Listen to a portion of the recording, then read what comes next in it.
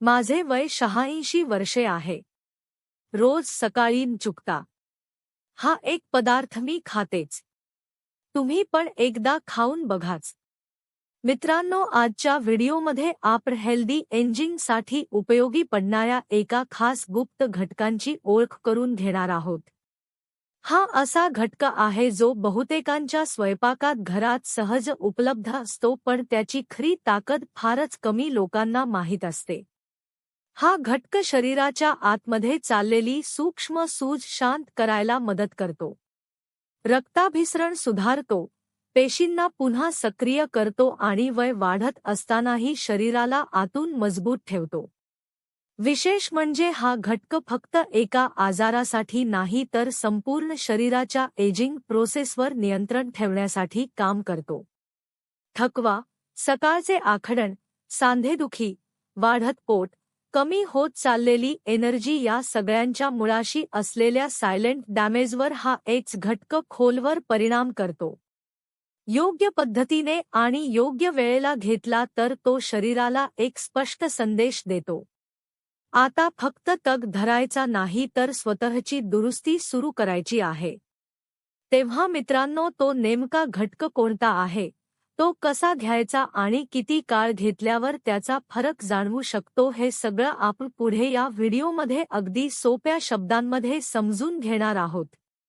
आपण रोज चालतो, व्यायाम करतो, कॅल्शियम, व्हिटॅमिन डी घेतो, वेदनाशामक गोळ्याही कधी कधी घेतो, तरी सुद्धा हातपाय अडलेले वाटतात. गुडघ्यांमध्ये दुखणं, पायांमध्ये जळजळ आणि संध्याकाळ होताच अंगातली सगळी ताकद निघून गेल्यासारखी अवस्था होते. मित्रांनो, असं अनेकांसोबत होत असतं. अनेक जण हे सगळं वयाचे आहे म्हणून दुर्लक्ष करतात आणि मनाशी ठरवून टाकतात की आता आपल्याला असंच जगायचं. पण मित्रांनो, खरंच वयच यामागचं कारण असतं का? जर फक्त वयामुळे हे त्रास होत असते तर काही लोक 60-70 नंतरही अनेक स्फूर्तिदायक, सक्रिय आणि ताजेतवाने कसे दिसू शकतात. मित्रांनो, आजकाल काही जण 25 ते 30 वयातच थकलेले, दुखण्यांनी ग्रस्त दिसतात. आणि मित्रांनो, खरी गोम इथेच आहे. समस्या वयाची नसून शरीरामध्ये आज सुरू असलेल्या एका शांत पण धोकादायक प्रक्रियेची आहे. आपलं शरीर म्हणजे सतत काम करणारी यंत्रणा आहे. रोजच्या वापरामध्ये त्यामुळे सूक्ष्म झीज होत असते. पण वेळेवर योग्य पोषण आणि योग्य काळजीने आतून दुरुस्ती झाल्यास ती लहानशी झीज हळूहळू साचत जाते. बाहेरून सगळं नॉर्मल दिसतं, तपासण्या ठीक असतात, रिपोर्ट फारसे बिघडलेले नसतात. पण आतल्या आत शरीरामध्ये सूक्ष्म सूज, कमकुवत रक्तप्रवाह आणि पेशींची कार्यक्षमता कमी होऊ लागते.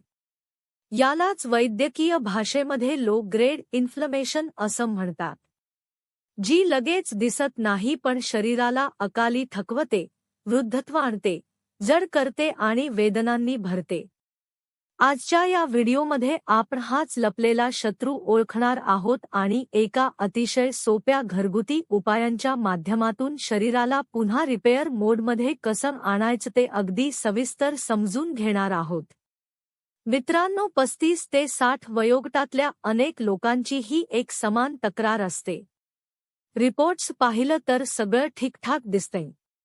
शुगर जरा बॉर्डरलाईन, कॅल्शियम कधी ठीक तर कधी किंचित कमी, व्हिटॅमिन डी कधी वरखाली.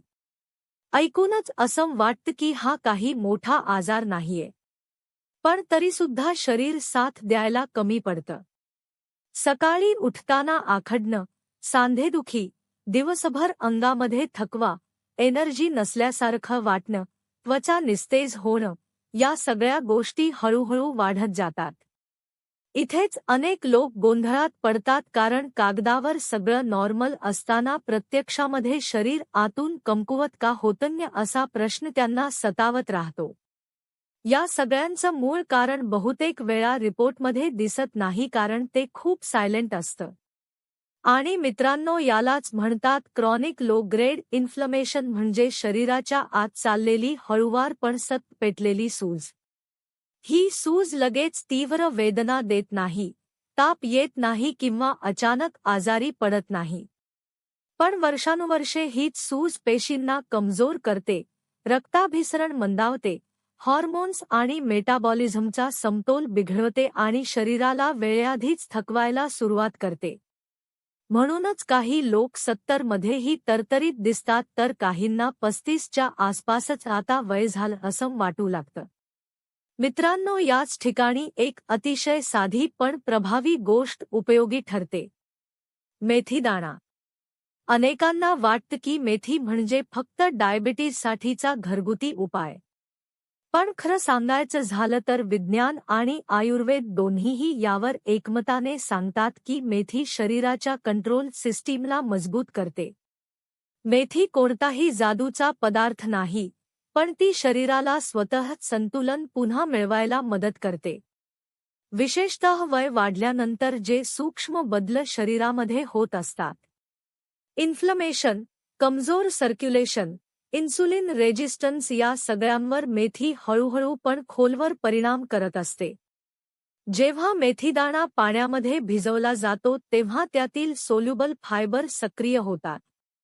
हे फायबर फक्त पचन सुधारत नाहीत तर शरीरातील सूज शांत करण्याचं काम करतात. रक्तप्रवाह सुरळीत ठेवतात आणि पेशींना पुन्हा एकदा इन्सुलिनला प्रतिसाद द्यायला शिकवतात. जणू काही पेशींचे दरवाजे बंद झालेले असतात आणि मेथी त्या दरवाजांशी मध्यस्थी करून ते हळूहळू उघडायला मदत करते.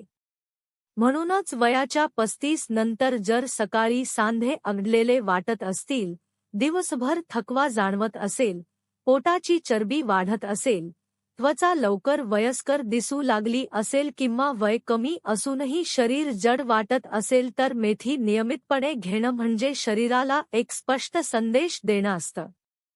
तो संदेश असा, आता फक्त तग धरायचं नाही, तर आतून दुरुस्ती सुरू करायची वेळ आली आहे.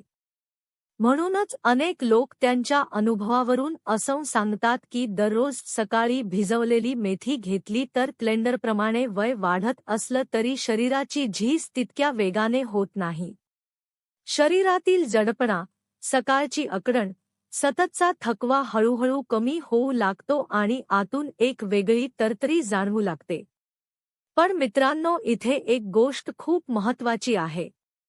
मेथीदाणा घेतोय म्हणजे आपोआप फायदा होईल असं नसतं.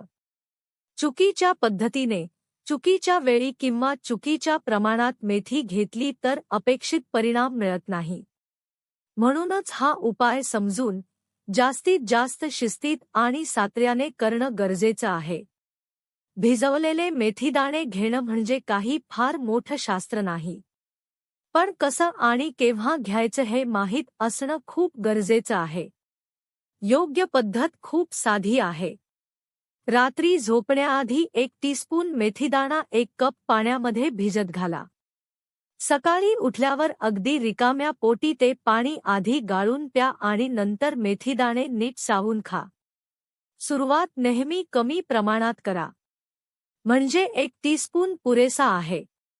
शरीराला सवय झाली आणि काही त्रास जाणवला नाही तर हळूहळू प्रमाण वाढवू शकता.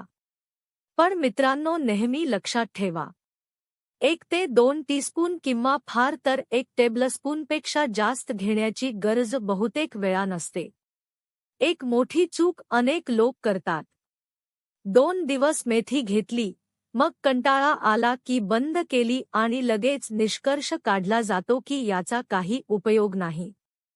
मित्रांनो, हा पेनकिलर नाही की घेताच लगेच आराम मिळणार. ही एक प्रकारची नैसर्गिक थेरपी आहे जी शरीराला आतून सिग्नल देते. शरीराला समजायला वेळ लागतो की आता सततच्या ताणतणावाच्या सर्व्हायव्हल मोडमधून बाहेर पडून स्वतःची दुरुस्ती म्हणजेच रिपेअर मोड सुरू करायचा आहे. म्हणूनच किमान 21 दिवस तरी हा उपाय नियमितपणे करायला हवा. आणि खरंच चांगले, टिकाऊ परिणाम हवे असतील तर 3 ते 4 महिने सातत्याने करणे उत्तम. सर्वात महत्त्वाची गोष्ट म्हणजे योग्य प्रमाणात आणि योग्य पद्धतीने मेथी घेतली तर भिजवलेले मेथीदाणे सुरक्षित आहेत. सहसा कोणतेही दुष्परिणाम होत नाहीत. हा उपाय फक्त दुखणं कमी करण्यासाठी नाही तर संपूर्ण शरीराची एजिंग प्रोसेस हळू करण्यासाठी मदत करू शकतो. खरी हेल्थ म्हणजे फक्त रिपोर्ट नॉर्मल असणं नाही. हेल्थ म्हणजे शरीर हलकं वाटणं, सांध्यांमध्ये लवचिकता असणं आणि रोजचा दिवस उत्साहात जगता येणं. त्यामुळे वय कितीही असो, शरीराला तरुण ठेवायचं असेल तर अशा साध्या पण प्रभावी उपायांना नक्कीच आपल्या दिनचर्येमध्ये स्थान द्या. मित्रांनो, आज आपण जे काही समजून घेतलं ते फक्त एक घरगुती उपाय किंवा एक घटक इतकंच मर्यादित नाही. हा संपूर्ण विचार आहे आपल्या शरीराकडे पाहण्याचा आणि वेळेवर त्याचे संकेत ऐकण्याचा. अनेकदा आपण रिपोर्ट्सवरच सगळी आशा ठेवतो, पण शरीर जे रोज आपल्याला सांगत असतं त्या सूक्ष्म इशायांकडे दुर्लक्ष करतो. थकवा, आखडण, जडपणा, कमी होत जाणारी एनर्जी, हे सगळं नॉर्मल नाही. तर आपल्या शरीराच्या मदतीसाठीचा आवाज आहे. आजच्या या व्हिडिओमधून तुम्हाला हेच लक्षात आलं असेल की वय वाढणं आपल्या हातात नसतं, पण वय कसं वाढतं ते मात्र नक्कीच आपल्या हातात आहे. आपल्या यूट्यूब चॅनलच्या माध्यमातून नेहमीच आमचा एक प्रयत्न असतो. आरोग्य टिप्स अवघड शब्दांमध्ये नाही तर अगदी सोप्या, रोजच्या आयुष्यामध्ये लागू होतील अशा पद्धतीने तुमच्यापर्यंत पोहोचवण्याचा. कारण खरं आरोग्य हे औषधांवर अवलंबून नसून सवयींवर अवलंबून असतं. आज तुम्ही जर छोटासा बदल केला, एक साधा उपाय शिस्तीत आणि सातत्याने स्वीकारला, तर त्याचा फायदा पुढच्या अनेक वर्षांपर्यंत शरीराला मिळू शकतो.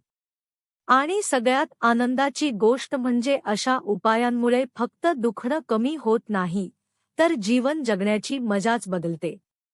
शरीर हलकं वाटू लागतं, हालचाली मोकळ्या होतात आणि आयुष्य जगण्याची उमेद आपोआप वाढते.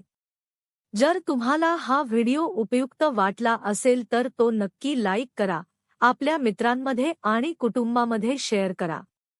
कारण कदाचित कुणाच्या तरी आयुष्यात हा एक छोटासा बदल मोठा फरक घडवू शकतो.